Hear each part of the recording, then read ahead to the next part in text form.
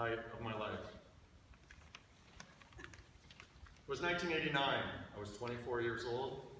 I had just graduated from law school and had taken the California bar exam. I bought a plane ticket to Norway, a Euro pass, a hostel card, and a lightweight backpack. I had 60 days to kill before starting work in an LA law firm. I was as free as a bird.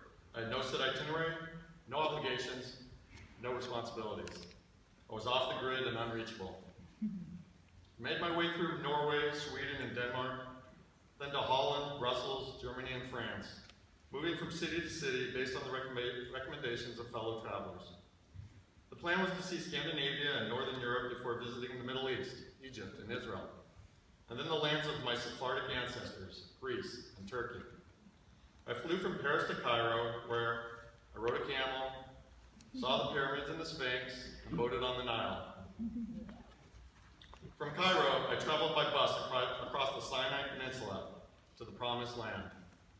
First stopping at Mount Sinai, where Moses spoke with God and received the Ten Commandments. This is where the coldest night of my life began. At a monastery at the base of Mount Sinai, I paid a few dollars for a bottle of water and another few dollars to leave my backpack. Then I began my trek up the mountain on a hot summer day, just like Moses did 3,000 years ago. Along the way, I met some Canadians. They could have been Canaanites. And they let me know that the true adventurers stay overnight at the top of Mount Sinai in order to catch an incredible sunset at nightfall, as well as the most awe-inspiring sunrise at daybreak. I accepted their invitation. However, the Canadians were prepared and had cold weather gear and sleeping bags. I, on the other hand, was ill-equipped. I was a summer backpacker. I was not prepared to sleep on the ground on the top of a mountain. I had nothing more than a sweatshirt and a thin rain poncho to keep me warm.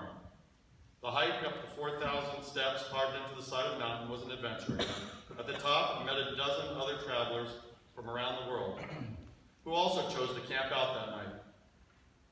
The sunset over the neighboring mountains to the west was spectacular, with the granite silhouetted for miles. I felt like I was Moses on top of the world. After the sunset, all light disappeared, and the top of Mount Sinai was blanketed in darkness. There was idle chit-chat before everyone went to sleep on their individual plot of limited dirt.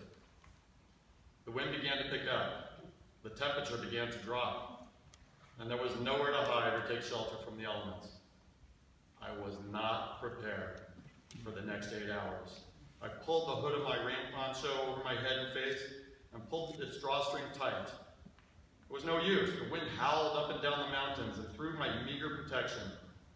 I lay on my back and looking at the stars, unable to fall asleep, shivering and praying to God that I would survive the night. I was freezing. My teeth chattered and my body shivered. Please, God, let this end. Please, God, let this end. Please, God, let the morning come. I must have finally passed out in the wee hours of the morning and survived the night. Because at 5 a.m. I was awoken by people talking in various foreign languages and stepping on top of me. I found out that the tourist buses drop their guests off at the base of Mount Sinai at 2 in the morning so that they can climb the mountain with flashlights in the dark and catch the sunrise at 5:30. Hundreds of tourists packed the small summit of Mount Sinai like riders on a subway car, waiting for a glimmer of light. And then, in the bitter cold morning, the most beautiful sunrise on earth appeared on the horizon.